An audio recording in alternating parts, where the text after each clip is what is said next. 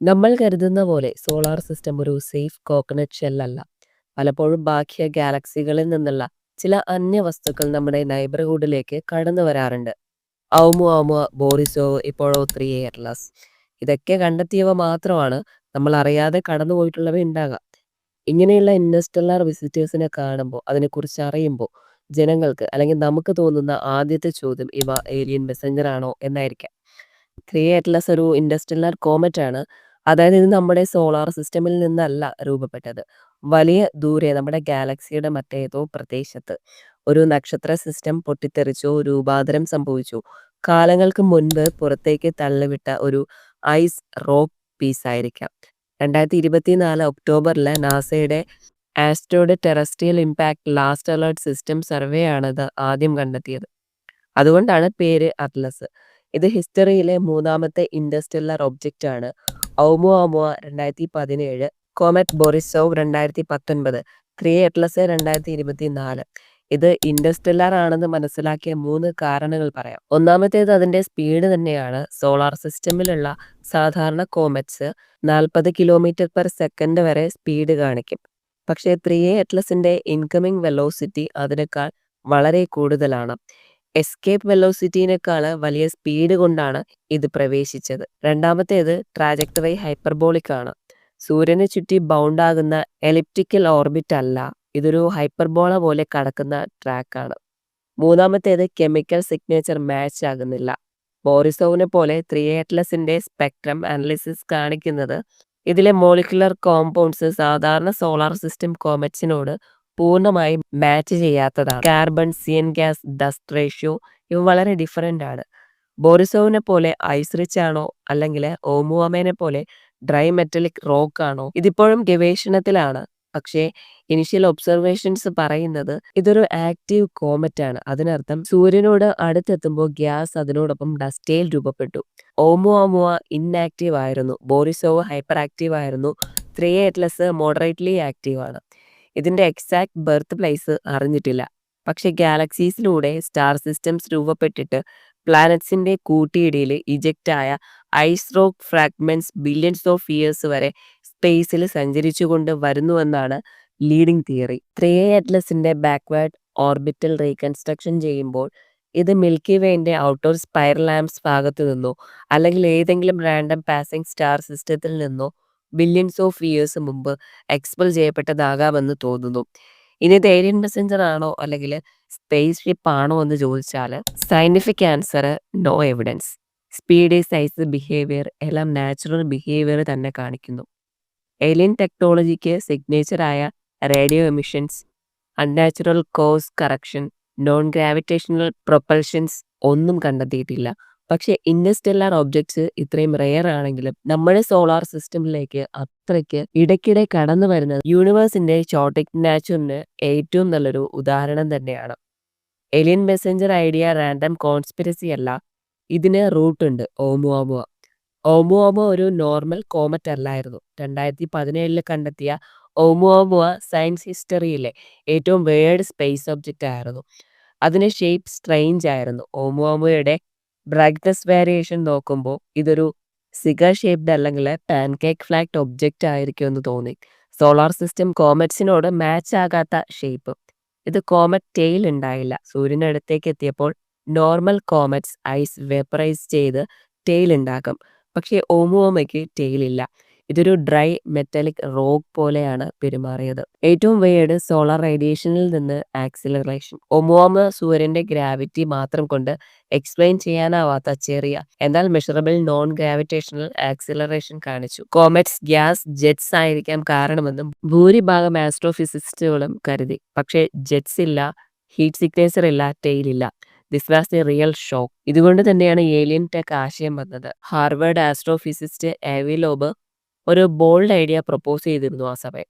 ഓമുഅമുഅ might be a light sail alien made ultra thin radiation powered spacecraft fragment. അദ്ദേഹത്തിന്റെ arguments light sails weight കുറവായിരിക്കും, sunlight hit ചെയ്താൽ acceleration ലഭിക്കും. ഓമുഅമയുടെ acceleration pattern tail ഇല്ലെങ്കിലും movement explain ചെയ്യാൻ പറ്റുന്ന ഒരു model. ഈ തിയറി പീർ reviewed ജേർണൽസിൽ പോലും ഡിസ്കസ് ചെയ്തു. സയന്റിഫിക് കമ്മ്യൂണിറ്റി ഫുൾ സപ്പോർട്ട് നൽകിയില്ലെങ്കിലും ഇൻട്രസ്റ്റിംഗ് പോസിബിലിറ്റി ആയി ഡിബേറ്റ് നടന്നു.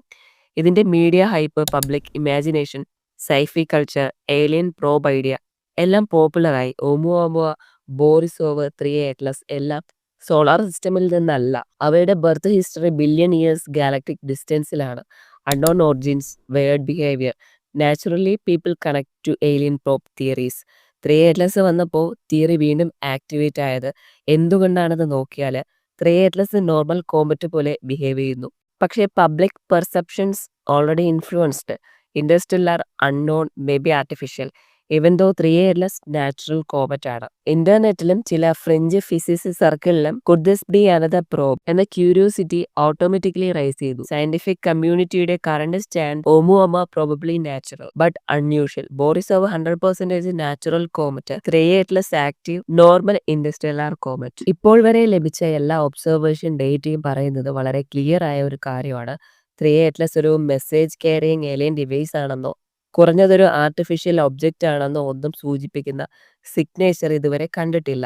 ഇത് പ്യുവർ കോമറ്റ് ലൈക്ക് ആക്ടിവിറ്റിയാണ് കാണിക്കുന്നത്. സൂര്യനോട് അടുത്തെത്തുമ്പോൾ ice sublimation, gas releases, dust tail formation എന്നതൊക്കെ ടെക്സ്റ്റ് ബുക്ക് കോമറ്റ് ബിഹേവിയർ ആണ്. ഒരു ആർട്ടിഫിഷ്യൽ ക്രാഫ്റ്റിന് ഇതൊന്നും ഉണ്ടാവില്ല. ബ്രൈറ്റ്നസിൽ ഉണ്ടാകുന്ന മാറ്റങ്ങൾ നാച്ചുറൽ കോസസ് ആണ്. ഗ്യാസ് ജെറ്റ്സ് പുറത്തു വരുമ്പോൾ ഡസ്റ്റ് ക്ലൗഡ് എക്സ്പാൻഡ് ചെയ്യുന്നത് കൊണ്ടുള്ള ഇറഗുലർ ബ്രൈറ്റ്നസ് വേരിയേഷൻ കോമറ്റുകളിലെ ടിപ്പിക്കൽ സിഗ്നേച്ചർ തന്നെയാണ്. ഓർബിറ്റൽ പാത്ത് കംപ്ലീറ്റ്ലി നാച്ചുറൽ ആണ്. ഇതിന്റെ trajectory purely solar gravity follow ചെയ്യുന്ന പെർഫെക്റ്റ് ഹൈപ്പർബോളിക് കർവ് ആണ്. മധ്യത്തിൽ course correction, sudden turning, speed boost, breaking ഒന്നും ഡിക്റ്റേറ്റ് ചെയ്തിട്ടില്ല. മോഷനിലെ ആർട്ടിഫിഷ്യൽ പുഷ് ഒന്നുമില്ല. ഓമുവാമ പോലെ അൺഎക്സ്പ്ലെയിൻഡ് ആക്സിലറേഷൻ ഇല്ല. Gas jets, comet rotation, solar radiation ഇവ കൊണ്ടുള്ള നാച്ചുറൽ മൂവ്മെന്റ്സ് മാത്രം. Chemical composition normal comet material തന്നെയാണ്. H2O ice, carbon compounds, dust particles, sodium emissions എല്ലാം തന്നെയാണ് സാധാരണ ഇന്റർസ്റ്റെല്ലാർ കോമറ്റിലെ കണ്ടുവരുന്നത്. Metal alloys, structured surfaces, engineered materials ഒന്നും ഡിക്റ്റേറ്റ് ചെയ്തിട്ടില്ല. ഒരു അഡ്വാൻസ്ഡ് സിവിലൈസേഷൻ തങ്ങളുടെ communication devices metal spacecraft രൂപത്തിലല്ല, നാച്ചുറൽ ലുക്കിംഗ് കോമറ്റ് ഫ്രാഗ്മെന്റ്സ് പോലെയായിട്ടും അയക്കാൻ സാധ്യതയുണ്ട്.